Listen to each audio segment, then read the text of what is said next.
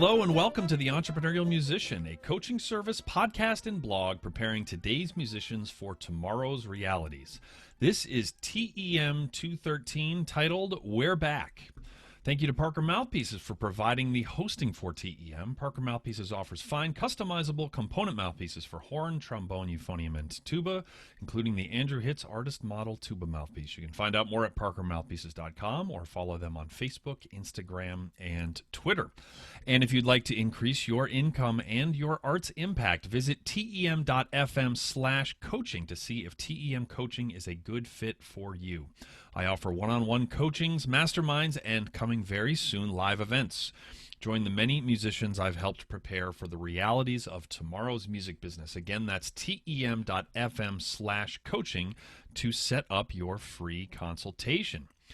I'm back. And if you are listening to the normal podcast feed, then you may not be aware that there is a YouTube channel. And I am actually recording this on video, which actually simplifies things because you can't really edit video after the fact. So whatever I say at this point just goes. I can always pull the plug and start over, which used to happen a lot. But when I misspeak, I can't just pause anymore and then just pick back up somewhere. There's just no editing magic. So you're going to actually figure out how inarticulate I really am. It's been a long time since I have said hello to you. Everyone's world has been turned upside down, and I'm very lucky with all things told. I'm very lucky, but family's been living on top of itself, and my son, who is 6, has been home and has not been able to go to any camps, and it's been a full-time job hanging out with him, and that's a heck of a job. It's been a lot of fun, but it has not left a lot of time for things like TEM. But I am back, and this YouTube channel launching is actually also responsible for there is a new release schedule where Wednesdays at 11 a.m. is when TEM is going to release. My amazing partner at Pedal Note Media, I have 2 partners. Well, one is just a partner. That's Lance LeDuc. The amazing one of the 2 partners is Will Houchin. Don't tell Lance I said this. He doesn't listen to this because he hears me talk so many hours every single week already. Will is who puts together all this stuff, but Will is actually has made a YouTube channel. He's a wizard with video, and he's the one who's been making the episode graphics. He made the TEM logo, including the reinvention of the TEM logo. He's a brilliant graphic artist, and good stuff. So he needs me to get him these a few days beforehand because he's got to make them look pretty, which I'm sure is an uphill battle, and it's got to render and it's got to do all of that stuff. So the good news is that there is now an external person, right? We talk about intrinsic versus external motivations. I've mentioned that a lot on the podcast. Well, there is now another human who I cannot make my lack of planning his emergency, even though I've actually done that many times, but this is an even bigger ask. So I'm now going to get him all of the TEMs by Saturday, which is then going to be able to have him turn it around by Tuesday to upload for a Wednesday release. So Wednesdays at 11 a.m. is good. The next thing I wanted to tell you about is Media Makers Workshop, which is something that's being presented by Pedal Note Media. It's 2 of my friends who are both social media superstars in the musician corner of the world.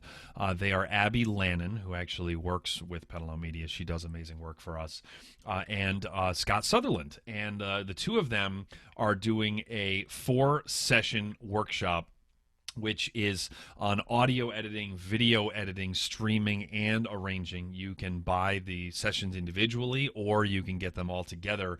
But the 2 of them, Abby had a video that got over 1 million views in well under a week. Like, they're really, really good at this stuff, and they're also both really great teachers. So if you're looking to take your video game to the next level, I would recommend actually partnering with Will Houchin, but I already did, and I don't know how much you better not bump me from what he's doing for me. But other than finding a Will Houchin, which is not easy to do, this thing, also, if you've never started, this workshop is for you. If you go to MediaMakersWorkshop.com, If you use the offer code TEM, you will get a huge discount if you buy the bundle compared to what it costs to buy each 4 of the sessions individually. But again, you can also buy them each individually. I think it's going to be really great. So go ahead and check out MediaMakersWorkshop.com for that. And then the last thing I wanted to share with you on this quick episode is a little bit of inspiration. And I wanted to, the first 2 I got from James Clear, who his newsletter, which comes out once a week, is as high protein a thing as I have ever subscribed to. Cannot recommend it any more highly. I will link to it in the show notes, which you can, as always, find at tem.fm, which is the new website for TEM. It's been up for a couple of months, but it hasn't been too many episodes since I've been a little bit light in the episode department. But this quote came from his newsletter, and this one is from James. Quote, "Live with a bias toward action. Ironically, this will teach you patience. When you take action each day, you learn the value of accumulating small improvements over time. You understand how daily habits compound. Be impatient with your actions. Be patient with your results." There's a lot to unpack there. Live with a bias toward action.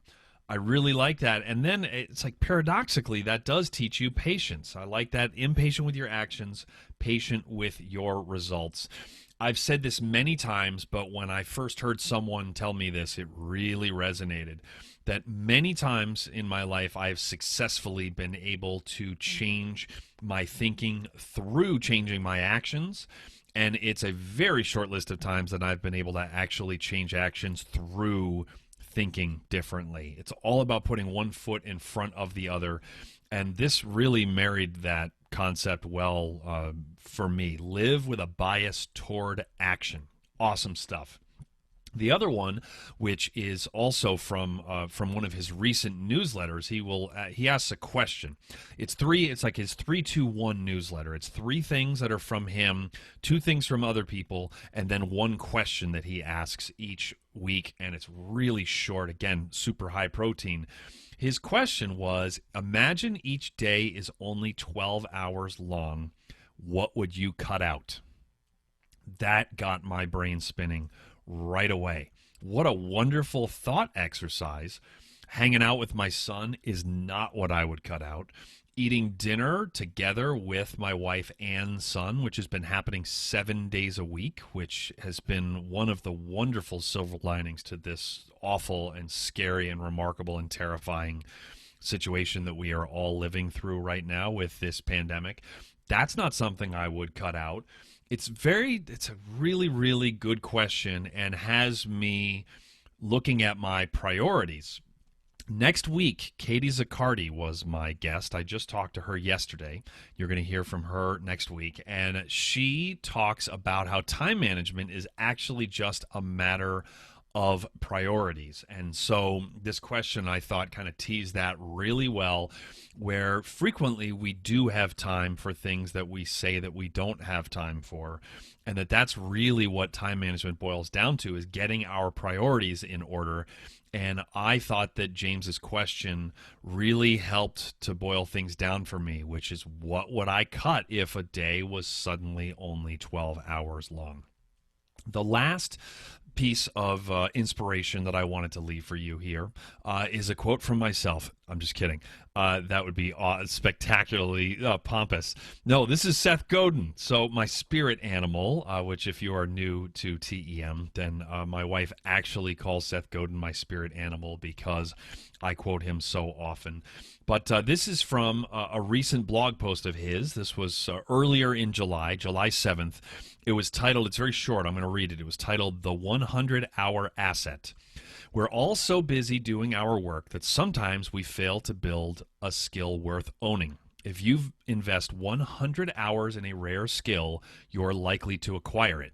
If you could learn to sharpen a tool better than your peers, organize a high-performance database, see the nuances in some sector of cryptography, know how to build a pretty good WordPress site, or really understand the arc of a particular writer's career, you'd have something of value.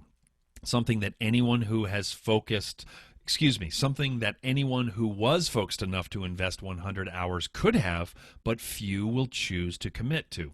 String together a few of those or dig deep and develop a 1,000-hour asset, and now you truly have something. There's huge pressure to fit in and plenty of benefits if you invest the time and stand out instead. 20 hours a week for a year, and you can know something that puts you in a new category. Access to knowledge isn't nearly as difficult as the desire to learn. I butchered that last sentence. I'm going to read it again because it's good. Access to knowledge isn't nearly as difficult as the desire to learn. There's so much stuff there. The two things, if I had to unsubscribe from everything that I am subscribed to except for two things, it would be James Clear's weekly newsletter and it would be Seth Godin's daily blog post. Those two are more valuable to me than everything else I subscribe to combined. Just as an FYI, at seths.blog, and I will link to James's newsletter and also to this specific blog post. It's just wonderful. I'm reminded of, and I can't remember who I heard say this, but if you read two books on any subject, like two good in-depth books on any subject, you are going to know more about that subject than 95% of the world. That's just true. Now, to get to the top 1% of the world, you need to read way more than 0.1 to become a true expert. You got to do way more than read two books. But basically, any topic that you really invest in, how long might it take you to read a couple of books? Let's say 30 hours. That's really not very much. Seth is talking about actually spending 100 hours, which is a few times that, to put yourself in a new category, to make yourself give yourself a tool that you can use to help people. The only thing that any of us get to charge money for successfully is helping people. If you grow food, if you help distribute food, if you provide art, which is vital to the human existence, then you are helping people solve a problem. And if you spend 100 hours, you can actually provide a solution to a problem that you are not qualified to provide a solution to right now. I am reminded that recently we have a weekly Pedal Note Media meeting between just the regular Lance, the amazing Will Houchin, and myself. And Lance, we've recently divvied up the responsibilities within Pedal Note Media. It's a little scary. We're actually getting really organized, and we pulled off this huge Brass Junkies Academy summer workshop last month that had almost 200 people sign up and participate, and we had 15 faculty members from the New York Phil and the LA Phil and the President's Own Marine Band. It was awesome. If we're not careful, we might actually start making some noise with this thing that we've been working on for years. But it is very apparent to us that we need someone who is in charge of the money, because we suddenly have a bunch of it coming in, and none of us are. I could be the money guy. I don't really have any interest in being the money guy. Lance has decided that he is the money person. And one thing that he recognized that a skill that he does not have, which he has decided is important, is spreadsheets. Both he and I believe Will, I didn't talk to Will about this, but I think all three of us have a very rudimentary level of knowledge with spreadsheets. And spreadsheets are something, if you're starting to we're putting on multiple live events, including partnering with outside places, it could get to be a real mess really quickly if we don't have a super clear idea of what all the money that's coming in, all the money that's going out, etc. Lance has committed, and I don't know if he started this or not, but this summer he is going to get great at spreadsheets. Now, again, when I say get great at spreadsheets, he's going to spend 100 hours to become an asset. He's not going to spend 1,000 hours to become a master, and he's certainly not going to be the equivalent of someone who works with spreadsheets 90% of their job, and they work 60 hours a week on this and have spent 50 hours a week for the last 10 years. We don't need anybody that's that good at spreadsheets, but we do have a need for that. And we decided that that's something that, yes, we can outsource, but Lance decided, and I was very much in support of this, that that's a basic enough skill with what we are trying to do and how we're trying to expand, that it was worth it to have someone in-house to be able to do that. So he is taking the necessary time to acquire that skill, and then that is a tool that he is going to be able to use for us moving forward. Will it take him 100 hours? Maybe. Maybe it'll take him 23 hours. Maybe it'll take him 3.5 hours. Maybe it'll take him 113. It doesn't matter. He's going to spend the time until he can utilize spreadsheets to the level that we need him to, and then we are going to be better off for it. And so I'm very thankful that I have partners who, we also don't just learn every single skill, right? You have to outsource some stuff, but the money thing is one of those things where you have to have enough of an idea of what's going on, because if you just blindly outsource all money things, you can run into problems. There are a lot of celebrities that have blindly outsourced their money management to people who were unscrupulous. And so we wanted to have, a handle on things. And oh, by the way, Lance's wife is actually helping us with the books, but we needed someone that was a partner who has their finger on the pulse of the money thing, which up to this point, I'll be honest, it's kind of been like when we need to get it in order, we've gotten it in order, but we haven't always had an exact idea. That's an understatement, that we always haven't had an exact idea about our cash flow situation. And that is something that he is spending the time to get that asset in place. So thank you to Lance for that. See, now I'm saying something nice about him.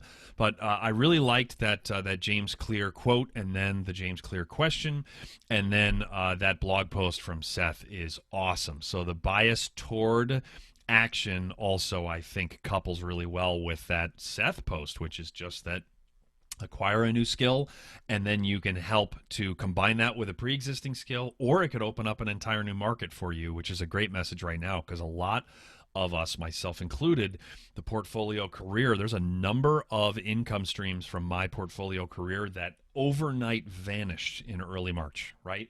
Overnight vanished. I was scheduled to sub with the National Symphony Orchestra. That vanished because the entire NSO vanished. All freelance work, all doing breathing gym with marching bands, which I do a lot in marching band camp, which is in August. All of that has vanished. I mean, there's like a lot of income streams that have disappeared. So the message that we can spend 100 hours, get a new tool, help different people, we can still have a portfolio career where we're kind of patching together some things that we maybe didn't have an interest in or any expertise in, but it's easier to actually acquire that expertise than we really think. All right. Thank you to everyone for listening, subscribing, leaving a rating and a review on Apple Podcasts or wherever you get TEM, and simply for your attention. As I always say, the most valuable commodity any of us have to give. TEM is produced by me, Andrew Hitz, and is a part of the Pedal Note Media Podcast Network. The theme music for TEM is played by Ben Barron, Rich Kelly, Daniel Lapel, and myself. For show notes, the TEM blog, and to learn more about TEM coaching, please visit our new website, tem.fm. You can also find us on Facebook, Instagram, and Twitter. And that's going to do it for another episode of The Entrepreneurial Musician.